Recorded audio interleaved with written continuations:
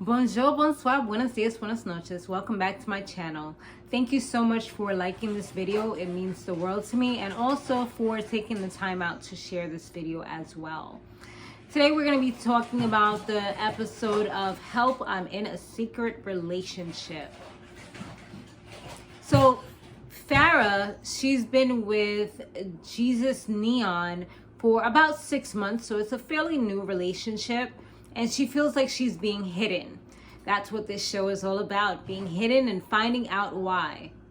He's older, super creative according to her, and he loves her for her. And don't we all want that? Someone who appreciates us and loves us for who we are genuinely, without having to put on a facade or fake or whatever.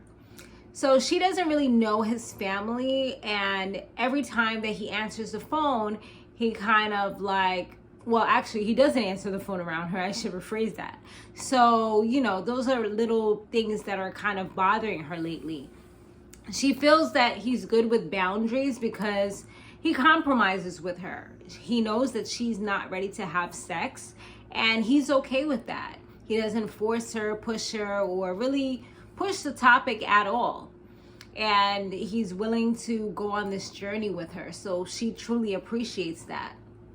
Now, on the flip side, some of the red flags is that last minute on Valentine's Day, they were supposed to do like a double date thing, and he canceled, talking about work and, things like that. And she's never been to his house. So that's another red flag for her. They talk to like this mutual friend who's also a roommate of hers, and he said he really isn't a big fan of Neon, and he does want the best for his friend, but he feels like, and he never said this before, that Neon is a sex addict. He feels that way because he saw something about a sex group for addicts on his computer at one point, but he never said anything because he didn't want their demise to be on his heart. So they also speak to his manager. His manager suggests that they talk to Space Boy Fresh. Space Boy Fresh lives in a creator house, and he's pretty much a creative person. And he tells them a few things. He says that he feels like this dude might be like in the cartel or the mafia type of situation, where, and a perfect example of this, they was going to an event. They had to put bags on their heads, then get to the event at a secret location and do the same thing in reverse when they were leaving. So, and Neon kind of was just all for it. Like, this is just part of the ride. Like, bro, like, it is what it is. This is what we got to do. So that was weird to him. And then he also mentions that Neon is married, like married currently.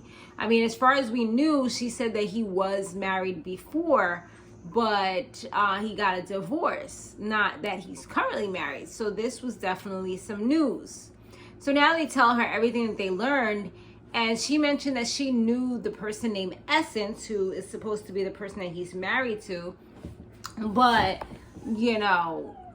not super knew her, just knew her, like knew of her type of situation. They met before. So Essence reveals that they're actually in a open relationship, like an E&M, ethical non-monogamous type of relationship, and she is supposed to know these things before they happen. So she did feel a little played about the situation, and initially she was talking to her on the phone, but the next day they actually went to the house and spoke to her in person. And let me tell you, Farrah was dressed to the nines. She was looking good. She was like, I ain't about to meet this girl looking dragged or just like yucky. Like, nah, that's not about to happen.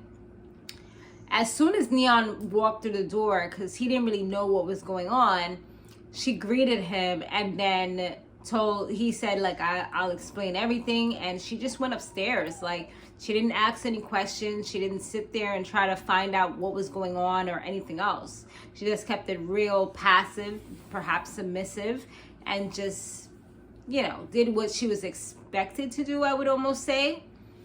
So, he says that, what she did was wrong and toxic, but he does forgive her for that. everybody in the room is just kind of like, wait, what? Like, at the end of the day, you have a whole wife and you're going to say that you forgive her? How about the flip side of this? Like, all right, bro, are you crazy? So he finally reveals that he didn't tell Farrah that he was married because he's actually in a polyamorous relationship where he has multiple wives. He actually has 15 of them. And he wanted for her to be a part of it, but he didn't know how to ask her. And every time it would almost come up, it was like something kind of stopped him from asking his question. So yeah, it definitely was different, a different type of relationship. He said if they were all there, that he would let them come downstairs. So he calls them down, and about 8 out of the 15 show up. Maybe the others were at work or wherever they were, or maybe camera shy, who knows. But they came downstairs, and I felt like Farrah wasn't really his type based on all the other women that he had in his polyamorous circle. You know, like, I felt like she looked very different. If you guys saw the women, like, all of them were black women.